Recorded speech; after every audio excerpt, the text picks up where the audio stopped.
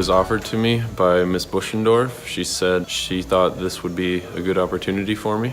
I do like my job. They're teaching me a lot of new stuff that I've never been taught before. It's opening doors for me for careers, and I really love it here.